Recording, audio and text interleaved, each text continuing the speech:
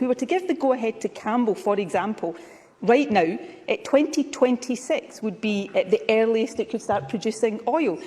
With new nuclear, if we were to give the go-ahead today, it would be years, if not decades, before that would come on stream.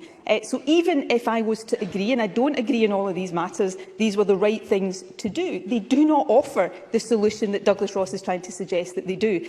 And that doesn't do anybody any favours. Instead, we've got to look at what the solutions are. Now, in terms of the immediate term, financial intervention to shield people from the impact of inflation is essential and necessary, and perhaps we would be better advised to come together in this chamber to call on the Chancellor to do that, to act in the way he acted at the start of the pandemic and provide that assistance, and then to come together to look at every opportunity to accelerate the transition to renewable and low-carbon sources of energy. Because the other point Douglas Ross didn't engage in his latest questions is the quasi-Kwarteng quote that I have just shared. As long as we remain dependent on oil and gas, we are all dependent and vulnerable to Putin's malign influence. That is the point. So, yes, let's not be ideological. Douglas Ross is saying to me, let's produce more domestically. I have twice now set out to him the timescales, and existing fields are not operating under capacity. So this is about